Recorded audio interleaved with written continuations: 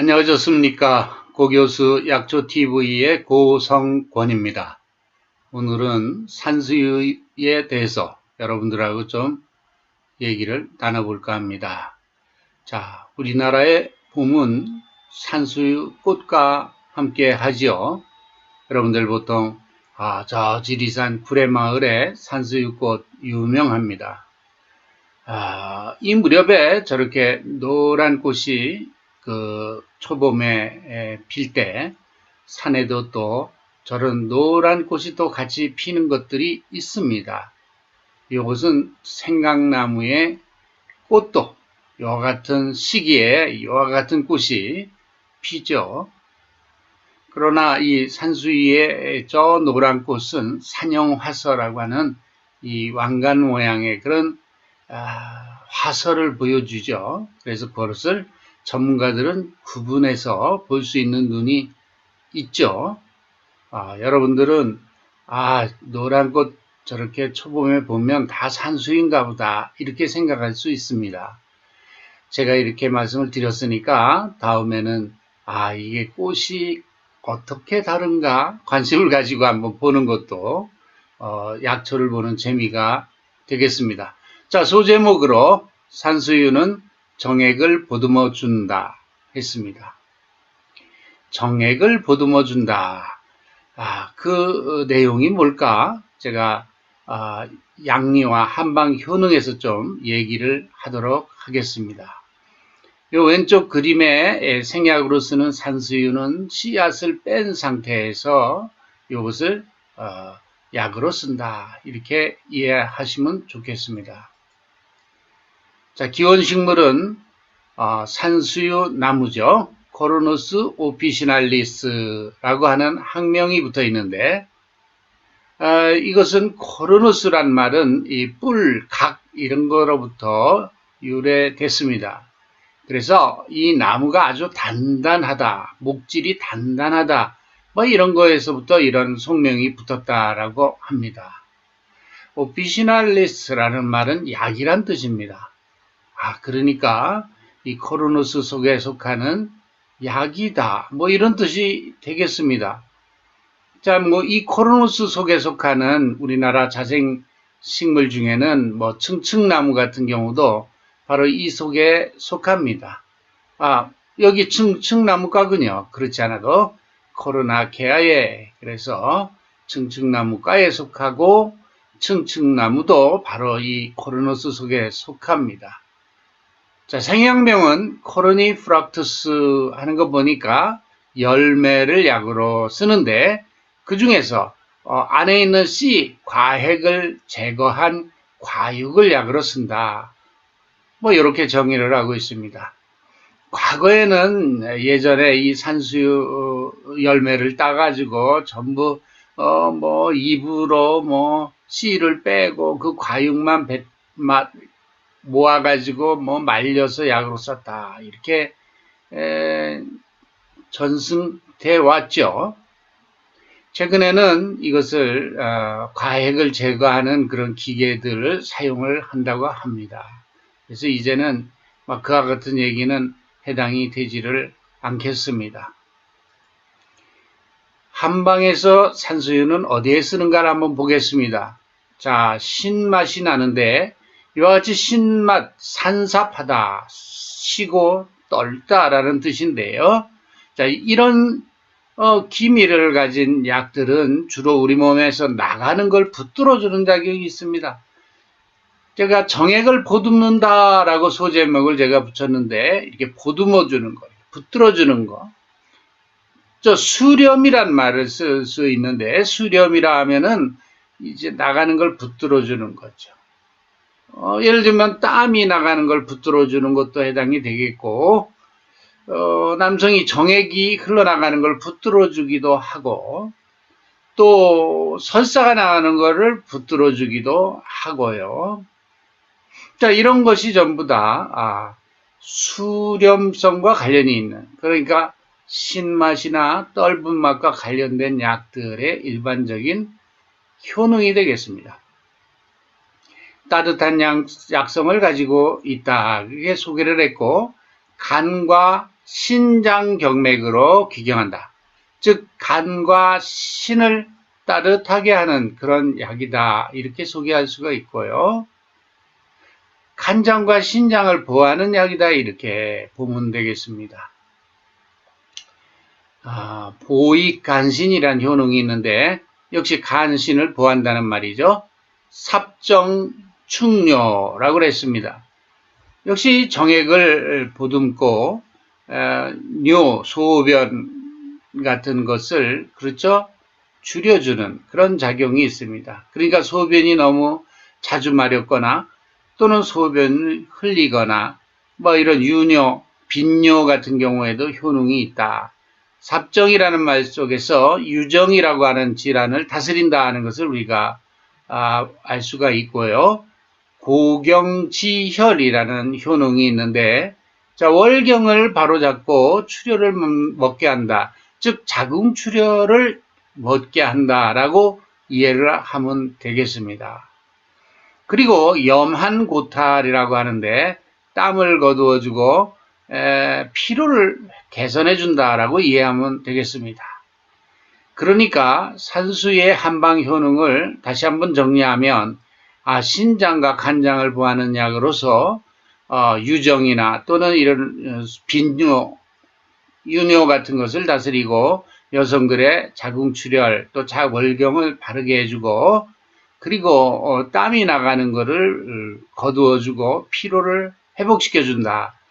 이런 효능으로 우리는 봐야 되겠습니다. 그런데 어찌해서 산수유는 무조건 보정제, 정력제로만 우리가 기억을 할까요? 자, 그거는 이 삽정충뇨, 보익간신이라는 효능이 먼저 나와 있는데 이 효능이 크기 때문입니다.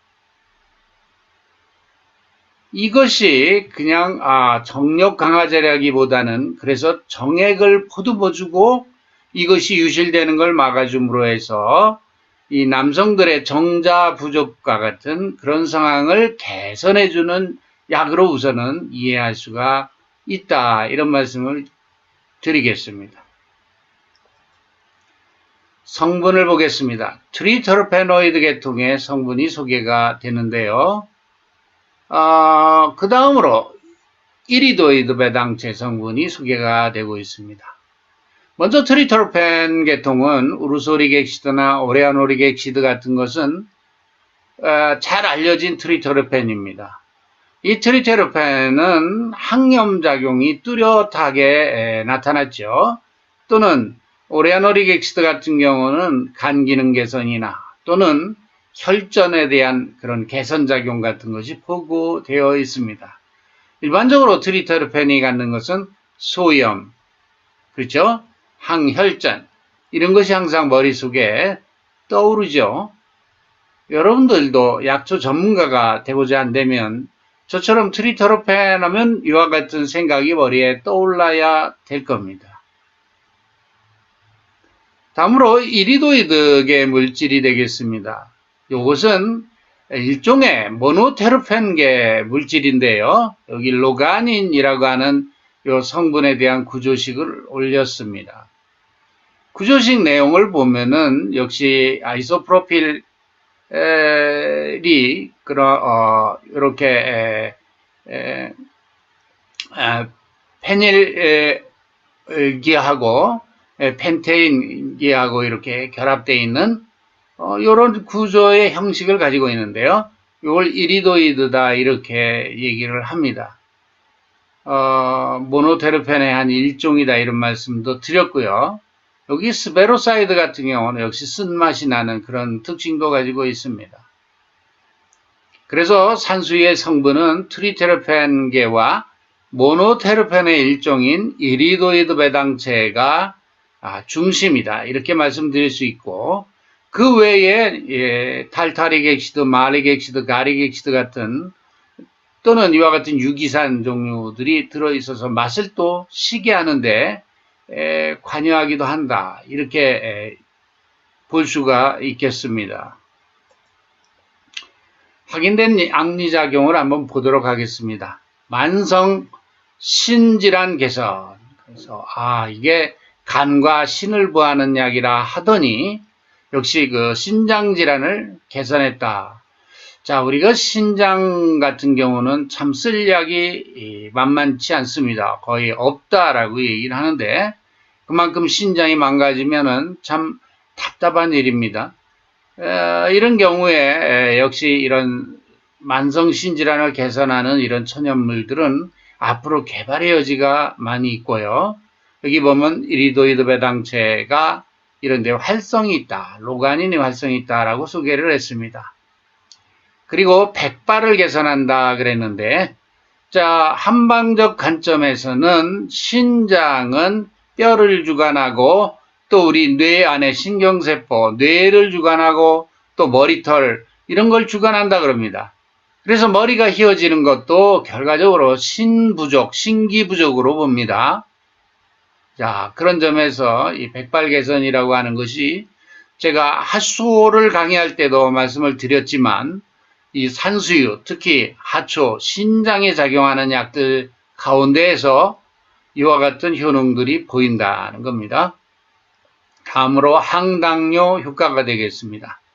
오레안 오리객시드, 우르소리객시드 같은 트리터르펜이 항당뇨 작용을 나타낸다. 제가 성분 얘기할 때 이런 트리터르펜은 항혈전 또는 소위험이란 말씀을 드렸는데 이와 같이 항당뇨 작용을 나타내는 경우도 자주 등장합니다. 뭐 인삼사포닌도 트리터르펜인데 이와 같은 트리터르펜에서 항당뇨 작용은 많은 논문을 통해서 소개가 되고 있죠.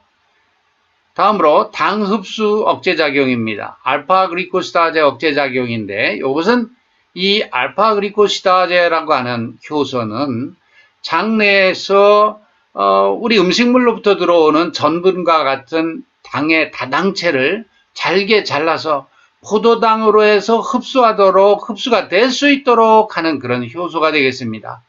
그런데 이런 효소를 억제하게 되면 다당체 같은 경우가 이렇게 단당류로 분해되지 않음으로 해서 흡수가 되지 않겠습니다.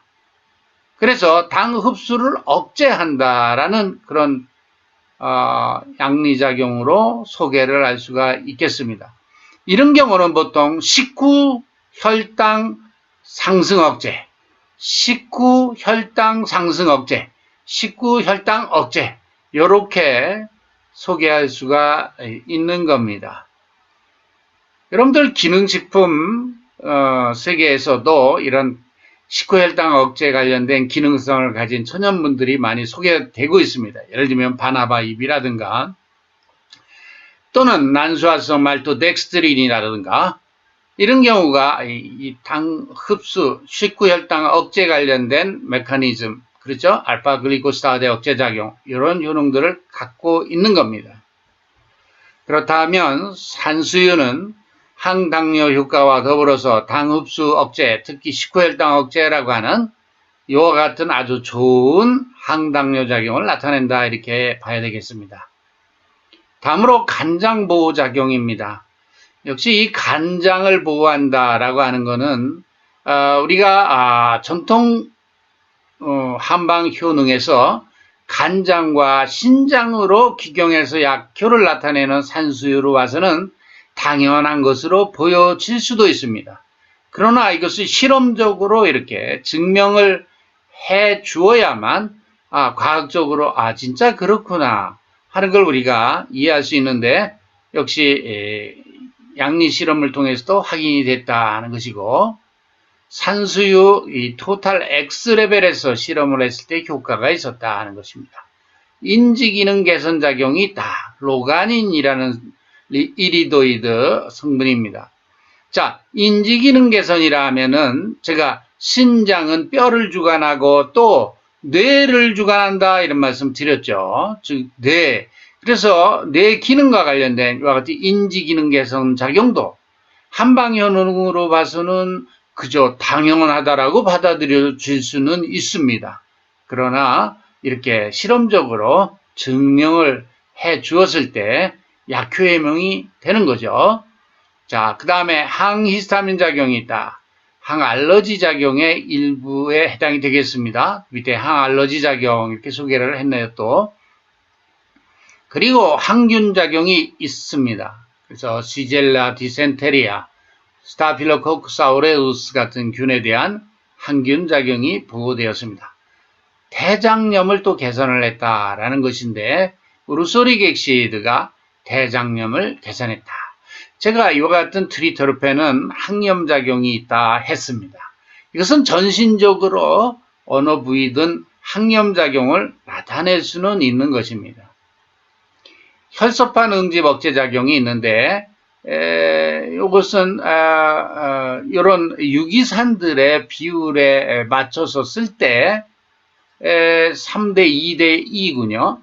이런 비율에 맞춰 실험을 했더니 혈소판 응집 억제 작용이 있다라고 소개를 했습니다.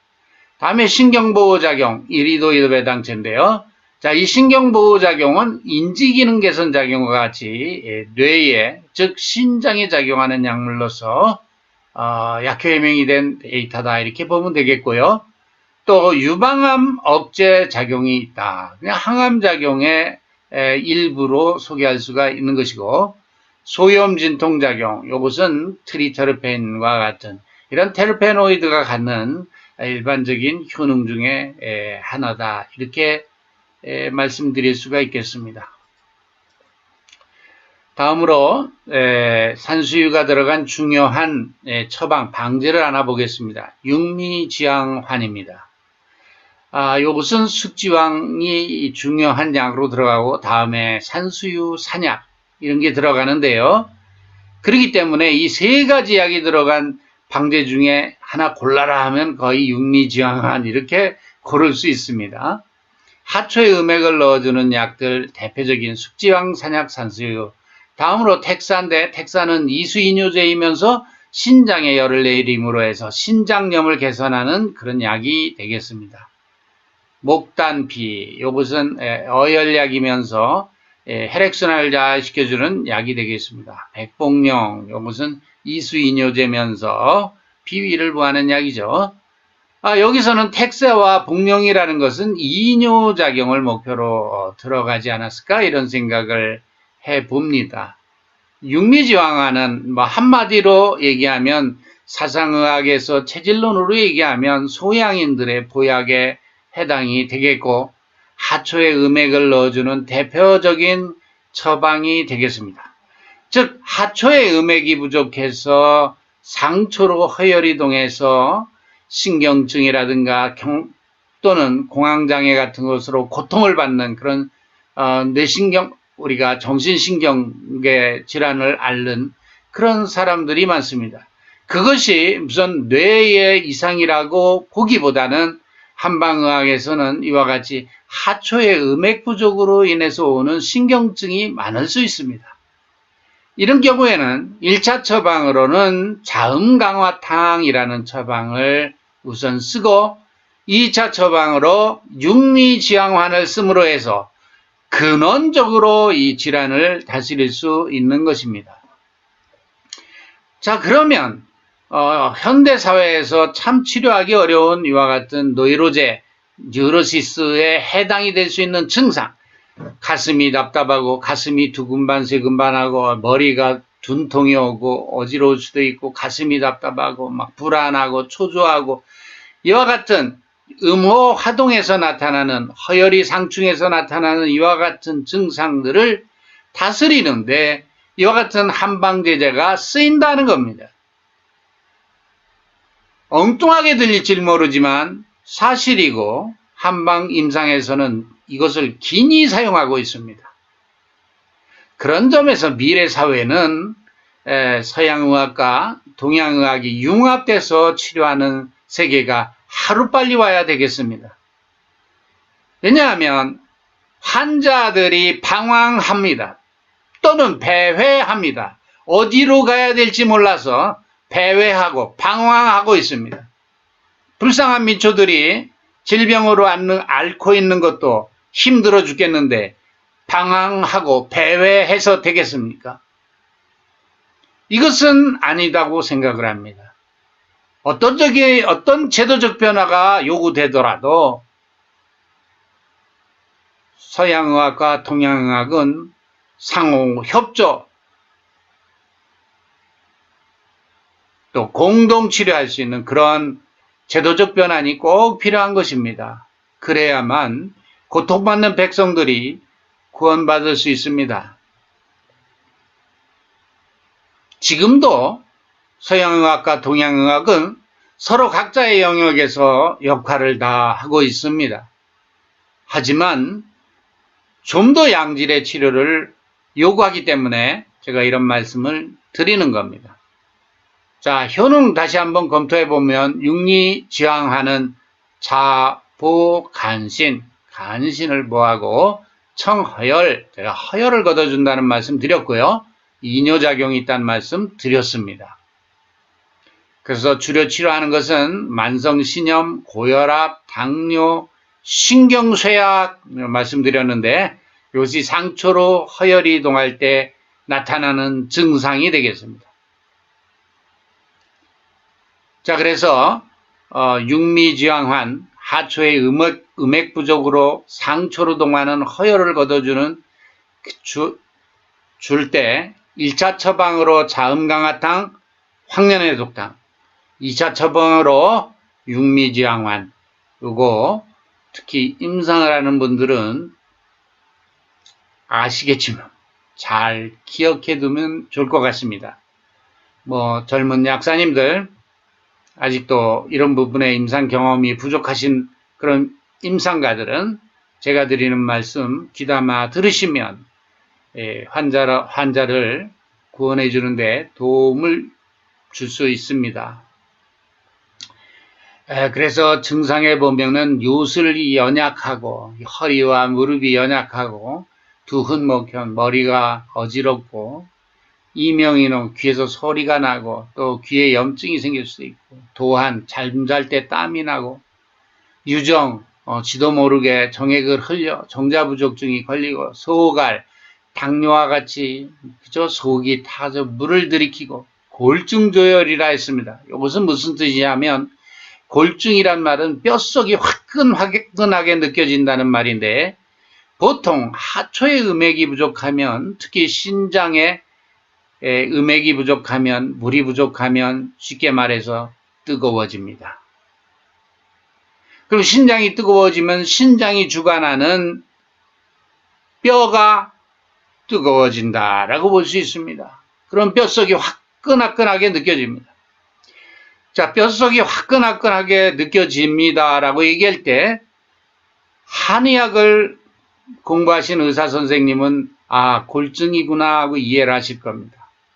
그러나 서양의학을 공부하신 선생님은 그런 증상에 대해서 아마 이해가 별로 없을 줄로 압니다.